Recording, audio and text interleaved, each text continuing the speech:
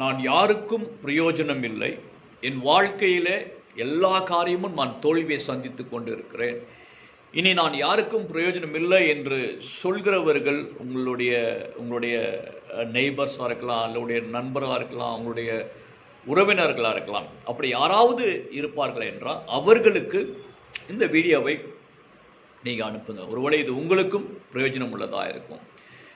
இப்படிப்பட்ட நொறுக்கப்பட்டு broken heart அதோ கூட இருக்கிற ஒவ்வொருவருக்காகவும் இங்கே வேதத்தில் நான் வாசிக்கிறேன். கர்த்தர் சொல்கிறாரு, இங்கே நொறுங்குண்டதும் நறுங்குண்டதுமான இருதயத்தை தேவரீர் புறக்கணீர்.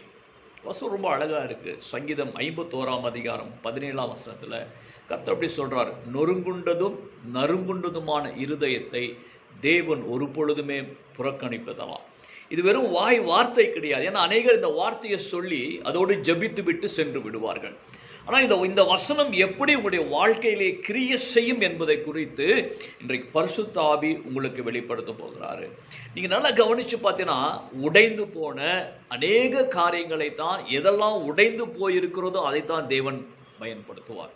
உதாரணமாக, மேகம் சிதறடிக்கப்பட்டு உடைக்கப்பட்டால் பொழுதுதான் அங்கே மழை பெய்வதற்கான வாய்ப்புகள் உண்டு.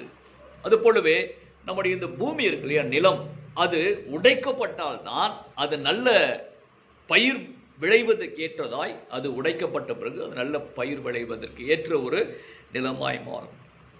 இந்த தானியங்கள் கூட உடைக்கப்பட்ட பிறகுதான் அது நல்ல ஒரு பலனை கொடுக்கும். இப்படி எல்லாமே உடைக்கப்பட்ட இந்த broken seeds, it gives you a new life என்று சொல்றாங்க. உடைந்த அந்த விதையானது பூமியில போய் அது உடைந்து, அது மரித்து, அது உடைக்கப்பட்ட பொழுது அது புது ஒரு லைஃபை கொடுக்கும். கர்த்தர் அப்படிப்பட்ட உடைந்த இருதயம் உள்ளவர்களை, நொறுக்கப்பட்டு இருக்கிறவர்களை கர்த்தர் ஒரு பொழுதும் கைவிடுவதில்லை. அவர்களை கர்த்தர் பயன்படுத்தி அவர்கள் இந்த உலகத்தில் ஒரு புது ஒளி வீசும்படியாய், ஒரு புது ஜீவனாய் கர்த்தர் கொடுக்கும்படியாய், நல்ல ஒரு அறுவடையான ஒரு லைஃபை கொடுக்கும்படியாய் அவர்களை கர்த்தர் மென்மேலுமாய் ஆசீர்வதிக்கிறார். அவர்கள் 60 100 பலன் கொடுப்பார்கள். உடைக்கப்பட்டவர்கள், நிராகரிக்கப்பட்டவர்கள், மன துக்கம் உள்ளவர்களை கர்த்தர் பயன்படுத்துவார். அது உங்களாய் கர்த்தர் பயன்படுத்துகிறார். அது நீங்களாய் இருக்கலாம். கர்த்தர் உங்களை ஆசீர்வதிக்கிறாரு. சோர்ந்து போகாதீர்கள். கர்த்தர் நொறுங்குண்டதும் நறுங்குண்டதுமான இருதயத்தை தேவன் ஒரு பொழுதுமே புறக்கணிப்பதில்லை. மனிதன் புறக்கணிக்கலாம், தேவன் புறக்கணிப்பதில்லை. God bless you, my friend.